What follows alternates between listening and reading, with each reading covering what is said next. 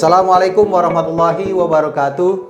Kembali lagi di YouTube channel Halo Pengacara. Pada kesempatan kali ini kita akan kembali membahas salah satu isu hukum yang ditanyakan kepada Halo Pengacara, baik melalui aplikasi maupun melalui kolom komentar yang ada di YouTube channel Halo Pengacara. Dan pada kesempatan kali ini kita telah kedatangan salah satu founder dari Halo Pengacara, Bang Nasrul Nasution. Temu lagi Bang kita. Iya, sehat kabarnya ya Bang ya? Sehat, alhamdulillah. Alhamdulillah. Dan pada episode kali ini kita akan sedikit membahas mengenai isu hukum yang saat ini dihadapi oleh salah satu public figure ya di Indonesia, Nikita Mirzani, yang saat ini sedang menjalani proses hukum di Kejaksaan Negeri Serang. Bang Nasrul atau Bang Acun, kan pada episode sebelumnya kita sudah membahas tuh kenapa Nikita pada saat pemeriksaan di kepolisian tidak ditahan, tapi kok kemudian pada saat pelimpahan di kejaksaan P21 kemudian ditahan, dan itu kita sudah jelaskan pada video sebelumnya. Yang jadi pertanyaan sekarang adalah, ini kan menurut informasi yang kita terima di media massa itu bahwa pasal yang dilaporkan itu kan ada 3 Bang. Pasal 27 ayat 3 junto pasal 45 ayat 1 itu Undang-Undang ITE ya. Kemudian yang kedua pasal 36 junto pasal 51 ayat 2 Undang-Undang ITE. Dan yang terakhir itu pasal 311 KUHP gitu Bang. Ini yang Abang lihat ini sebenarnya ini pasal yang berlainan atau sebenarnya saling berkaitan gak sih Bang? Terima kasih Bang Heri ya. Menarik memang kalau kita bicara. Tapi ini sebenarnya perkaranya yang sedang dihadapi oleh Nikita Mirzani bukan sebagai diskusi kita sebenarnya, tapi hanya sebagai tolak ukur. Bagaimana proses hukum dan penetapan pasal serta hal-hal terkait dengan ketika kita menyampaikan sesuatu itu di muka publik. Saya rasa seperti itu ya. Jadi pembelajaran. Jadi pembelajaran intinya itu. Jadi pembelajaran. Kita nggak menyoroti kasus pribadinya karena buat kita ini sedang berproses lah. Mari kita hormati proses yang berjalan dan kita tunggu nanti proses persidangan. Tentu dalam proses persidangan itu nanti akan ada pembuktian. Setelah itu akan ada putusan. Jadi kita hormati proses itu. Kita tidak dalam rangka untuk mendikte atau mengkomentari. Saya rasa mungkin itu poin pentingnya. Yang kedua terkait tadi pasal-pasal ini terkait atau tidak atau bagaimana. Saya rasa ini ada kaitannya. Semuanya pasal-pasal itu yang kayak pengalaman yang kita sering hadapi itu saling berkaitan. Baik yang dari Undang-Undang ITE, kan kalau bisa dibilang itu ada istilah dalam hukum itu lex specialis, derogat, lex generalis, kan gitu ya. Nah, digunakan juga pasal yang di tadi KUHP ya kan itu kan pokoknya ya, yang intinya dari kitab undang-undang hukum pidana. Nah, saya rasa ini saling ada kaitannya. Ya, kalau kita lihat juga ya di pasal 27 ayat 3 itu kan sebenarnya yang kemudian sudah dirubah ya dengan Undang 2016 ITE-nya. Itu terkait kan larangan untuk mendistribusikan, mentransmisikan informasi elektronik yang mengandung pencemaran nama baik begitu. Itu di pasal 27 ayat 3. Kemudian yang 36-nya itu adalah larangan untuk ketentuan pasal 27 ayat 3 termasuk salah satunya yang merugikan orang lain. Dan yang pasal 311 itu adalah fitnah ya. Iya, betul. Fitnah. Dan ini memang kalau kita lihat di Undang-Undang ITE itu kan di penjelasan pasalnya itu di penjelasan pasal itu memang pencemaran nama baik dan atau fitnah itu berkaitan atau pembuktiannya berdasarkan pasal di dalam KUHP gitu. Betul ya. Artinya memang sepertinya pasal ini kan saling berkaitan gitu ya. Karena kalau kita lihat juga dari fakta-fakta yang kita temukan melalui media massa itu kan memang terkait dengan postingan ya. Postingan dari Nikita Mirzani itu di media sosialnya, di Instagramnya memang katanya diduga itu memuat unsur-unsur suatu tindak pidana pencemaran nama baik gitu. Iya, kira-kira seperti itu. Iya. Bang, kalau melihat di pasal yang tadi dituduhkan ini kemungkinan kan kemudian ada penahanan tuh. Iya. Ya, memang secara undang-undang di KUHP itu dimungkinkan untuk penahanan ya Bang. Betul ya. Dan juga dari pihak kuasa hukum juga sudah mengajukan penangguhan, ternyata ditolak gitu ya. Jadi memang sepertinya pihak kejaksaan ini serius ya, supaya mungkin supaya proses pemeriksaan itu mudah gitu ya. Mudahkan ya. Bang, kalau melihat dari segi penahanan sebenarnya berapa lama lagi sih ini perkara ini akan disidangkan di pengadilan gitu? Ya, dalam jangka waktu berapa hari ya? Mungkin 20 hari pertama, 20 hari tahap yang di kejaksaan itu saya rasa tuh harus sudah mulai dipersidangkan ya. Kecuali masih ada hal yang perlu dilengkapi, berkas yang perlu dilengkapi, mungkin ada perpanjangan. Gitu ya.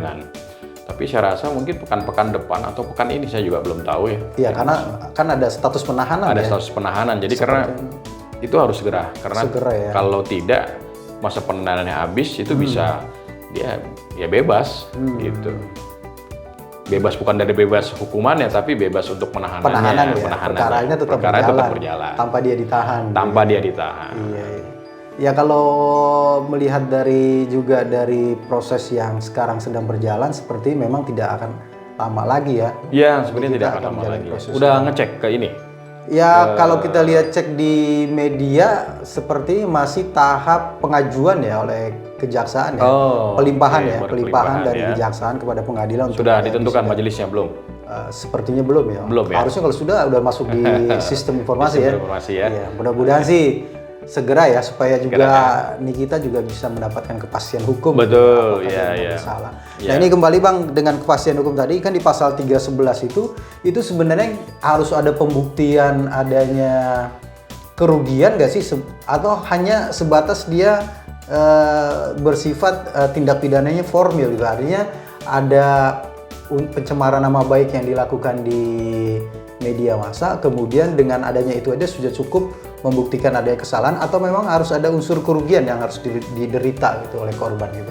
Iya, dia harus bisa membuktikan sebenarnya. Dia harus bisa membuktikan apa. Jaksanya maksudnya gitu ya? Iya, harus bisa membuktikan terkait dengan pernyataan atau statement yang disampaikan, kan terkait dengan tadi tudingan yang pernah disampaikan di media sosial terkait dengan seseorang tersebut ya. Dengan menyebut nama loh Bang? Dengan menyebut nama jelas lagi kan gitu ya. Yang pasti itu ya sudah jelas-jelas ya. Masih inisial aja masih memungkinkan untuk menghindar. Kan inisial itu bisa aja, misalkan inisialnya apalah gitu ya, AA atau AB, AC, itu jadi plat nomor jadinya gitu kan. Misalkan gitu, itu sah-sah saja gitu ya. Tapi memang ini suatu hal yang perlu mendapatkan edukasi publik dalam perkara ini adalah bagaimana cara kita menyampaikan sesuatu itu secara bijak di media sosial. Kalaupun itu informasi kita dapatkan, perlu kita klarifikasi dengan menelusuri atau mencari informasi yang tepat, dan kalau bahasa yang A1 lah ya. A1, A2, A4 itu kayak fotokopian juga jatuhnya itu ya. Kertas oke jadi. Kertas gitu. Jadi itu sebenarnya.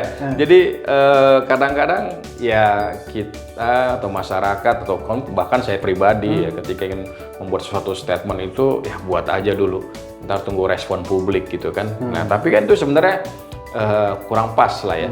Di zaman keterbukaan informasi ini apapun bisa diakses. Ya harusnya kan? Kita yang aktif ya. Harusnya kita aktif. Mencari informasi pembanding lah. Ya, gitu ya. Kalau kata pakar media kemarin, ya 60% lah kita harusnya percaya. Ya. Selebihnya kita harus mencari. Bertanya gitu ya. Ya bertanya standarnya 5W1H gitu kira-kira gitulah ya. Iya. Baru kita membuatkan sebuah semacam, kalau kita sudah yakin itu benar, datanya memang benar dan bisa terverifikasi dengan benar, ya monggo silahkan. Nah, permasalahan sekarang itu kan yang masyarakat sering juga terjerat ya dengan undang-undang ITE itu. Betul. Mendapat informasi yang sengaja tanda kutip disebar, kemudian menyebarkan ulang gitu. Padahal dia belum tahu kebenaran dari isi dari berita atau informasi yang diterima. Itu juga berbahaya buat sahabat semua ya. Artinya tadi yang Pak Bang Nasrul bilang, ya kita harus verifikasi dulu sebelum kita mengetahui benar atau tidak. Bisa jadi kan ini informasi jebakan juga loh buat kita gitu loh.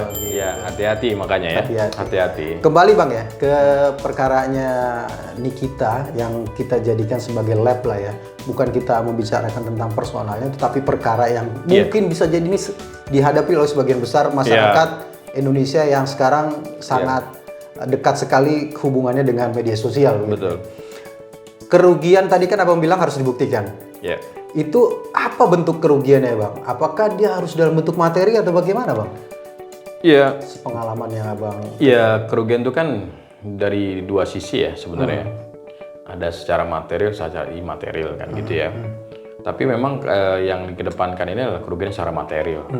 Apa yang menjadi kerugian dia? Misalkan dengan informasi yang disampaikan itu, dia akhirnya publik tahu dan orang akhirnya menjudge, wah nggak bisa nih saya bermitra dengan dia, ternyata dia orangnya seperti ini. Walaupun itu juga sulit untuk bisa dibuktikan secara langsung ya. Artinya permasalahan yang paling pokok dan utama adalah ketika sudah menyebut nama atau menjustifikasi seseorang itu dalam tanda petik hal yang kurang baik, tentunya orang itu punya hak untuk membela dirinya. Kira-kira seperti itu. Nah, bagaimana orang yang dituduh itu terus minta pertanggungjawaban terhadap orang yang menuduh untuk membuktikan? Misalkan kita nih dibilang bohong, penipu dan seterusnya, buktikan. Ya, untuk menetapkan orang penipu juga sulit kan? Ya, kalau bisa dibilang prosesnya harus proses hukum dong. Proses hukum. Ya dia harus proses hukum. Ya udah nggak bisa dong orang lu nipu lu misalkan gitu kan. Kamu nipu lu. Ya nggak bisa begitu aja, harus diproses secara hukum dulu, benar terbukti dan diputuslah hukum. Artinya ada pembuktian di dalamnya, tidak serta-merta semua. Atau sebelum masuk ke situ kan sebenarnya bisa juga di kita itu melakukan klarifikasi juga langsung kepada pihak yang... Nah, idealnya seperti itu. Tidak langsung menyebarkan informasi yang kemudian juga tidak hanya itu bisa merugikan pihak sana, tapi juga menimbulkan kegaduhan. Betul, kan? Bisa jadi seperti itu. Ya sebenarnya misalnya informasi, taruhlah si A menipu si B, kan gitu ya. Ya kalau kita mungkin komunikasi dengan si A kurang bagus, kita ke B. Emang bener kan dia nipu? Kan kira-kira begitu ya? Oh dia bener nipu nih, buktinya apa segala macam, kita bisa verifikasi itu. Terus apa dengan verifikasi terus kita punya langsung bisa menghukum seseorang itu dia berarti penipu? Enggak juga. Semua ada proses hukum. Semua ada proses hukum. Ya kamu udah lengkap di berkasnya, silakan kamu lapor. Tapi kalau kita misalkan menyampaikan diduga atau masuk kualifikasi diduga melakukan penipuan, monggo silakan, tapi tidak dengan menyatakan dia penipu. Iya. Tadi kalau misalkan kerugian materi itu agak sulit ya kalau dalam pencemaran nama baik, penghinaan itu kan kerugian dalam aspek materi itu agak sulit untuk dibuktikan. Iya, gitu betul. Ya. Kan mau nggak mau berarti ada kerugian yang sifatnya imateri. Gitu ya. Dengan dia dinyatakan dalam publik bahwa belum ada putusan menyatakan dia pembohong atau apa ya. Ini juga kan terjadi pada kasusnya siapa? Jessica Iskandar ya. Jessica Iskandar melakukan konferensi pers, kemudian sudah terlebih dahulu memberikan kesimpulan, kemudian digugat gitu ya. Tapi saya menarik yang kasus ini, yang kasus Jessica, artinya apa?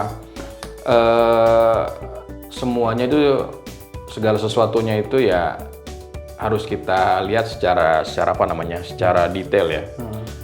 Ada persoalan itu tidak hanya diselesaikan, tidak melulu diselesaikan dengan komisi pers, tapi juga dibalas dengan proses hukum. Jadi dinamikanya menarik ini sebenarnya. Artinya kita ingin mendewasakan masyarakat kita. Proses hukum itu adalah jalan terbaik ketika memang proses di luar hukum itu tidak bisa ditempuh. Iya, mentok lah gitu ya. Mentok kira-kira seperti itu. Jangan main hakim sendiri lah bahasanya gitu ya. Ya artinya tadi kita kembali ke kerugian imateri itu dalam kasusnya, misalkan kasusnya Dito ini, itu bisa dalam bentuk apa ya? Kira-kira kerugian yang harus dibuktikan jaksa, kerugian si Dito ini? Ya, yang pasti sih kerugian yang sifatnya imaterial itu kan luas ya. Ya luas ruang lingkupnya. Bisa jadi mungkin ya dengan adanya informasi yang tadi tidak benar, terus akhirnya banyak mungkin yang dia dipertanyakan dengan banyak mitranya. Karena dia pebisnis itu Karena ya. dia pebisnis kan, kamu gimana nih? Akhirnya orang juga mungkin Kepercayaannya juga mungkin berkurang gitu ya.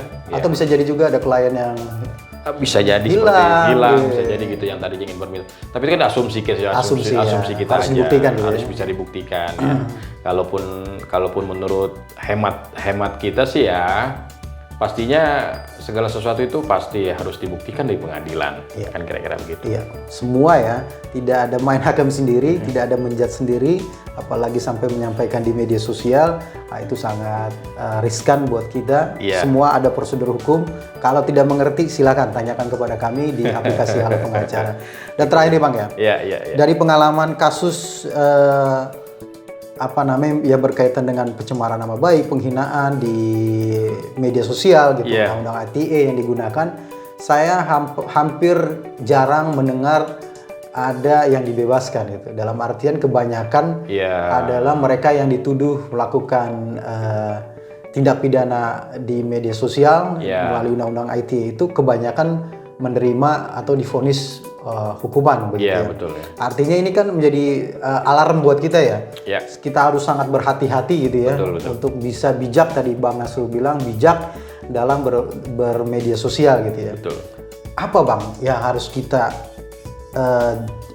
bisa kita kiatlah dari Halo Pengacara ini supaya kita tidak terjerat dengan undang-undang ITE khususnya di media sosial? Ya, sebenarnya kiat itu banyak ya. Cuman ada beberapa poin penting yang perlu kita garis bawahi ya. Pertama, apabila status atau apa yang kita sampaikan di dalam media sosial itu berkaitan dengan pribadi kita, monggo silakan. Saya rasa itu sah-sah saja. Yang kedua, harus ada etikanya kan. Kalau gitu berkaitan dengan orang lain atau institusi atau apapun itu selain diri kita gitu ya. Saya rasa itu perlu ada klarifikasi terkait informasi yang kita dapatkan sehingga kita mendapatkan informasi yang utuh.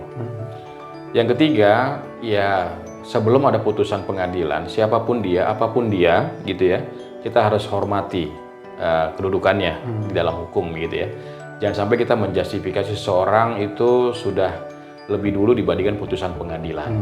Artinya, kalaupun dia ada persoalan hukum ya, taruhlah dia melakukan tindak pidana ya, tapi belum ada putusan majelis hakim, saya rasa kita harus hormati itu sehingga kita tidak memberikan vonis lebih dahulu dibandingkan majelis hakim. Yang keempat, rambu-rambu tentang penggunaan ya bahasa dalam membuatkan status atau komentar itu mungkin harus diperhatikan agar kita terhindar dari pihak-pihak yang merasa dirugikan dengan apa yang kita sampaikan. Saya rasa dengan tools itu kita mudah-mudahan insya Allah terhindar dari